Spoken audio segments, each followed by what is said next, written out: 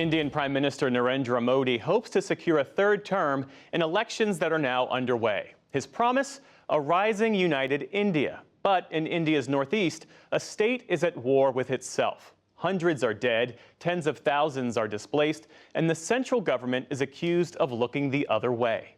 Producer Zeba Warsi got rare access to the deeply divided state of Manipur. And a warning, some details in her report are disturbing. It feels like a militarized border between two warring countries, but it's a road between two districts in an Indian state.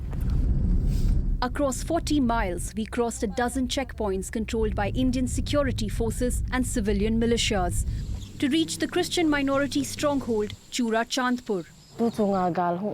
Our fathers and forefathers lived together in Manipur, but the ethnic conflict in Manipur has been so sudden. 31-year-old Ichan Lunginlal is a Hindu from the majority Meitei tribe who was married to Lalnyo Lunginlal, a Christian of the minority Kuki tribe. They fell in love as teenagers. Their youngest daughter is 6-year-old Lam Kolhing. We could not spend even one day apart. It felt like a love straight out of a movie. It was difficult for us to spend any time away from each other.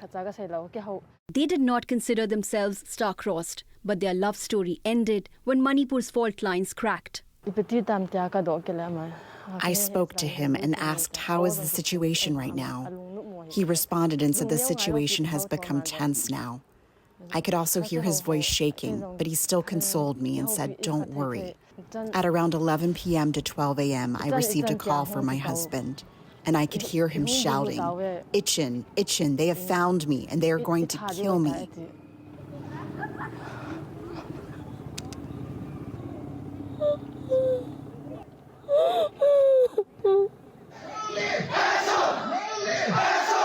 What began last May as a protest over political participation and state benefits turned into an armed conflict between two tribes and religions that engulfed the state in flames. Entire villages were razed and hundreds of churches burnt. The bulk of the dead and missing belonged to the Christian Kuki minority, including Lalnyo Lunginlal. He was last seen in this video with two other Christian Kuki men left to bleed on the street. The mob killed my husband after brutally assaulting him like an animal. I don't think even animals are subject to such levels of violence. At the wall of remembrance, Kukis displayed death. Empty coffins in a line, one for every life lost. This wall bears the human cost of this conflict. The Kuki community calls it state-sponsored ethnic cleansing, and they tell us that each picture on this wall has its own story to tell. Prime Minister Narendra Modi portrays India's future as strong and united. But election day in Manipur was marred by violence. The Hindu majority Meitei militia allegedly captured polling booths.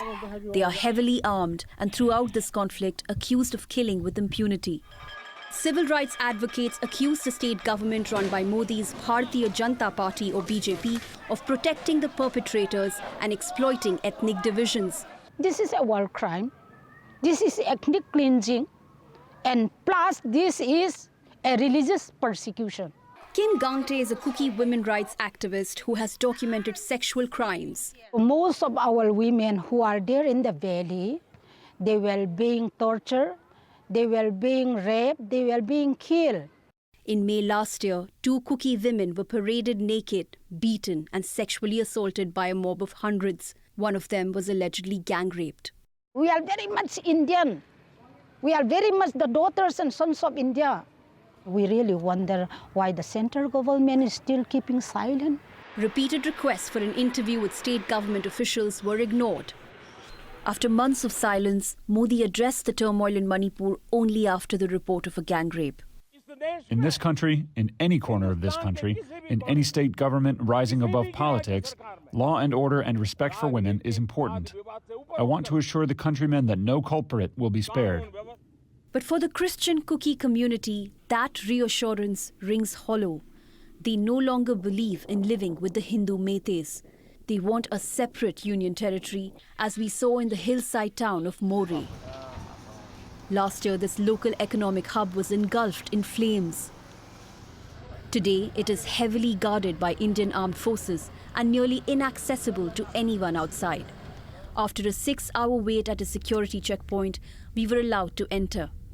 The moment one community sees the other community, they want to kill each other. David Vape is a Kuki activist in Moreh. He says there is an invisible boundary between these hillside towns and the capital, forged on hate. There's so much of divisions or mistrust between the two communities that the two communities cannot live together now. But Manipur's violence is on both sides. During our visit, an angry Kuki mob set the police station on fire. And more Hindu-majority Meiteis have been forced out of their homes and now live in camps restricted to a small corner of the state. On that day, I could not take her to her private tutor as I usually could, as there was pain in my eye. This thought haunts me to this day. Hijam Kulujit, a Hindu Meitei, is still to bury his 17-year-old daughter with dignity. She was last seen with a classmate after they were abducted by Kuki militias. After weeks of outrage and protests, the accused were arrested, but her body was never found. Kulujit has made a shrine of memories of his daughter who had big dreams. She had a cup with future doctor written on it. She wanted to become a doctor to help the underprivileged. The last drawing she made. And this is her photograph? The last book she read.